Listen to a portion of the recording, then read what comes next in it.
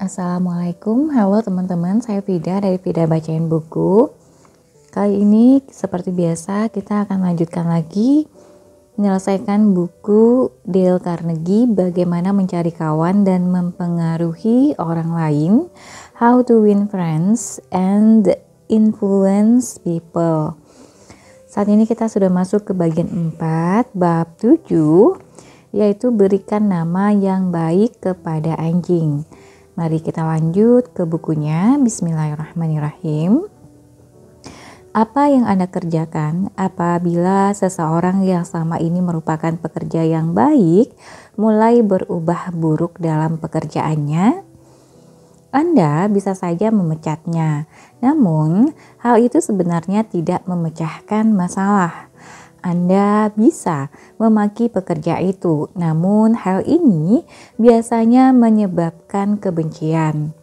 Henry Henke, seorang manajer servis untuk sebuah agen truk yang besar di Lowell, Indiana, mempunyai seorang mekanik yang hasil kerjanya berubah menjadi kurang memuaskan.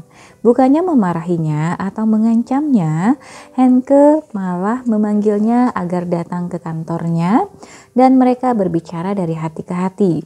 Bill, katanya, Anda seorang mekanik yang baik. Anda sudah menangani tugas semacam ini bertahun-tahun lamanya. Anda sudah memperbaiki banyak kendaraan dan telah memuaskan para pelanggan. Sebenarnya kami menyimpan sejumlah pujian untuk hasil kerja yang sudah Anda lakukan. Namun akhir-akhir ini pekerjaan Anda tidak mencapai standar-standar Anda yang lama. Karena Anda pernah menjadi mekanik kami yang unggul pada masa lalu. Saya merasa yakin Anda ingin tahu bahwa saya tidak gembira dengan situasi ini dan mungkin bersama-sama kita bisa menemukan beberapa cara untuk memperbaiki masalah ini. Bill memberi jawaban bahwa dia tidak menyadari kalau prestasinya telah menurun dalam menyelesaikan tugas-tugasnya dan dia meyakinkan bosnya bahwa pekerjaan yang dikerjakannya tidak berada di luar standar keahliannya. Namun, dia akan berusaha untuk meningkatkan lagi di masa mendatang. Apakah dia melakukan hal itu? Anda boleh yakin memang begitu. Sekali lagi, dia menjadi mekanik yang cepat dan terampil sekali. Dengan reputasi yang disampaikan Henke kepadanya, bagaimana dia bisa melakukan hal lain selain menghasilkan pekerjaan bagus seperti yang pernah dilakukannya dulu.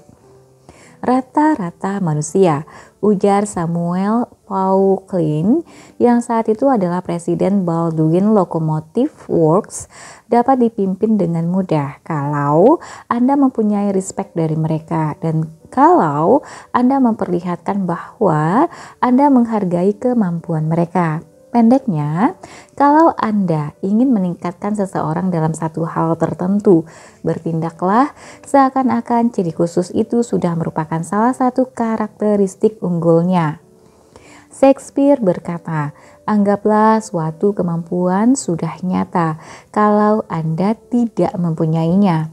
Dan mungkin cukup baik untuk menganggap dan menyatakan secara terbuka bahwa orang lain mempunyai kemampuan yang Anda ingin mereka kembangkan. Berikan mereka reputasi yang baik untuk dipenuhi dan mereka akan berusaha sekuat tenaga daripada melihat Anda kecewa. Georgette Leblanc dalam bukunya Souvenirs My Life with Maeterlinck menggambarkan transformasi mencengangkan dari seorang Cinderella Belgia yang sederhana. Seorang gadis pembantu dari hotel di sekitar situ membawakan makanan saya. Dia menulis, dia dipanggil Mary si pencuci piring karena dia memulai karirnya sebagai pencuci piring. Dia seorang yang seperti monster, bermata juling, berkaki bengkok, lemah baik dalam jasmani maupun mental. Suatu hari, tatkala dia memegang piring makaroni saya dalam tangannya yang merah, saya mengatakan kepadanya dengan terus terang, Mary, Anda tidak tahu betapa berharganya apa yang Anda miliki dalam diri Anda. Karena sudah terbiasa untuk menahan emosinya, Mary menunggu beberapa saat. Dia tidak berani bergerak sedikit pun karena takut terjadi suatu bencana. Kemudian dia meletakkan piring itu di atas meja, menarik napas panjang dan berkata dengan cerdik, "Nyonya, saya tidak akan pernah mempercayainya." Dia tidak ragu-ragu mengucapkan itu dan dia tidak mengajukan satu pertanyaan pun. Dia langsung kembali ke dapur dan mengulang apa yang sudah saya katakan. Dan hal itu merupakan dorongan kekuatan besar. Sejak hari itu, dia bahkan diberi satu perhatian khusus. Namun, perubahan paling menonjol dari semua terjadi dalam diri Mary yang sederhana sendiri. Dengan yakin bahwa dirinya adalah tempat penyimpanan keajaiban mengagumkan yang tak terlihat, dia mulai merawat wajah dan tubuhnya dengan sangat hati-hati. Sehingga kesegaran kemudaannya tampak mekar dan secara sederhana menyembunyikan kepolosannya. 2 bulan kemudian, dia mengumumkan pernikahannya dengan keponakan kepala koki. "Saya akan menjadi nyonya," katanya, dan dia berterima kasih kepada saya. Satu ungkapan kecil telah mengubah seluruh hidupnya. Georgette Leblanc telah memberikan kepada Mary, si pencuci piring, satu reputasi untuk dipenuhi, dan reputasi itu telah mengubah hidupnya. Bill Parker, seorang wiraniaga untuk perusahaan makanan di Daytona Beach, Florida, sangat bersemangat mengenai produk-produk baru yang sedang diperkenalkan perusahaannya, dan dia menjadi marah tatkala manajer sebuah pasar makanan bebas yang besar menolak kesempatan untuk menjual produk itu di tokonya. Bill berpikir sepanjang hari tentang penolakan ini, dan dia memutuskan untuk kembali ke toko itu sebelum dia pulang malam itu dan berusaha sekali lagi. "Jack," katanya, "sejak saya meninggalkan kantor pagi ini, saya menyadari kalau saya belum memberi Anda seluruh gambaran lini baru produk kami. Dan saya sangat menghargai sedikit waktu Anda untuk memberi saya kesempatan menyampaikan tentang hal-hal yang saya lewatkan. Saya menghargai fakta bahwa selama ini Anda selalu bersedia mendengarkan dan Anda cukup besar untuk bersedia mengubah pikiran Anda apabila fakta-faktanya menjamin satu perubahan. Dapatkah Jack menolak memberinya kesempatan lain? Tidak mungkin dengan reputasi demikian." Suatu hari, Dr. Martin Fitzhugh, seorang dokter gigi di Dublin, Irlandia, merasa sangat terkejut ketika salah seorang pasiennya menunjukkan kepadanya bahwa tatakan cangkir logam yang dia gunakan untuk berkumur mulut ternyata tidak cukup bersih. Benar, pasien itu minum dari cangkir kertas, bukan dari tatakan, namun sudah pasti tidak profesional menggunakan peralatan yang bernoda.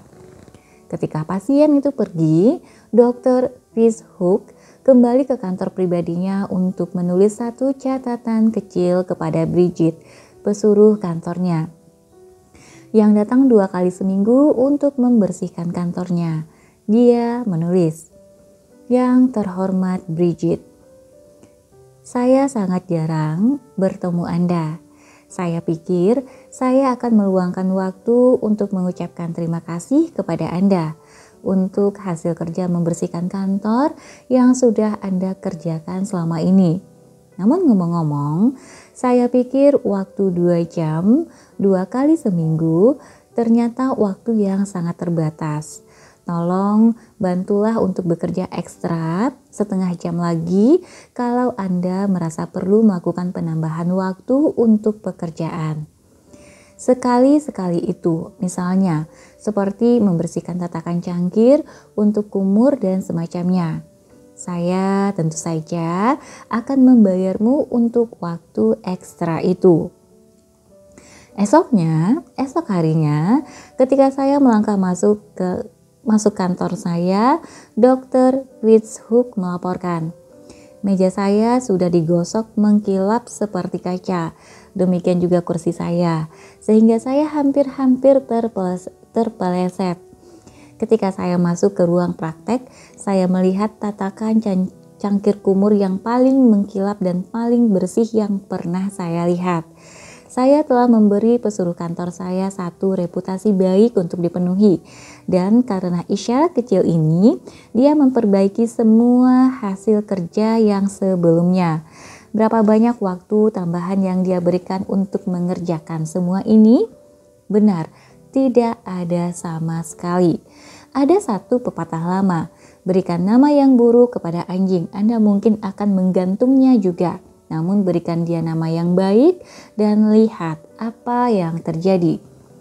Ketika Nyonya Ruth Hopkins, seorang guru kelas 4 di Brooklyn, New York, memandang murid-murid kelasnya pada hari pertama sekolah, rasa semangat dan gembiranya karena memulai semester baru diwarnai juga dengan perasaan cemas. Dalam kelasnya tahun ini ternyata dia mendapat murid bernama Tomichi, anak nakal yang terkenal paling nakal di sekolah. Guru kelas 3-nya mengeluh terus-menerus kepada koleganya tentang ulah Tommy, juga kepala sekolah dan mereka yang lain. Anak itu bukan saja nakal, bukan saja sangat nakal, dia juga menyebabkan masalah serius mengenai disiplin dalam kelas. Dia berkelahi dengan anak-anak lelaki lainnya, mengganggu anak-anak perempuan, kurang ajar kepada guru, dan tampaknya malah semakin marah begitu dia menanjak besar. Satu-satunya hal yang menarik tentang anak itu adalah daya tangkapnya yang cepat dalam pelajaran dan menguasai tugas sekolah dengan mudah. Nyonya Hopkins memutuskan untuk menghadapi masalah Tommy dengan segera. Ketika dia menyapa murid-murid barunya, dia hanya memberi komentar sedikit kepada masing-masing murid itu. Rose, cantik sekali baju yang kamu pakai. Alicia, saya dengar kamu menggambar bagus sekali. Tatkala dia sampai pada Tommy, dia memandang tepat ke matanya dan berkata, Tommy, saya mengerti kalau kamu berbakat alami menjadi seorang pemimpin. Saya akan mengandalkanmu untuk membantu saya menjadikan kelas 4 ini kelas terbaik. Nyonya Hopkins sudah menekankan hal ini pada hari-hari pertamanya dengan memuji Tommy untuk semua yang dia lakukan. Bagaimana hal ini memperlihatkan betapa dia adalah seorang murid yang baik. Dengan reputasi yang harus dipenuhi seperti itu, bahkan seorang anak berumur 9 tahun tidak mungkin mengecewakannya. Dan anak itu memang tidak mengecewakan. Kalau Anda ingin unggul dalam salah satu peran kepemimpinan yang sulit dalam merubah sikap atau tingkah laku orang lain, gunakan prinsip 7. Beri orang lain reputasi yang baik untuk dipenuhi olehnya. Oke teman-teman, sampai di sini dulu untuk prinsip 7 atau bab 7-nya. Nanti kita akan ketemu lagi di bab 8, buat kesalahan kelihatan mudah diperbaiki. Terima kasih sudah mendengarkan, semoga yang dibacakan bermanfaat. Silakan teman-teman like, komen, dan subscribe channel ini jika memang bermanfaat untuk teman-teman dan memberi kebaikan. Sampai jumpa. Assalamualaikum warahmatullahi wabarakatuh.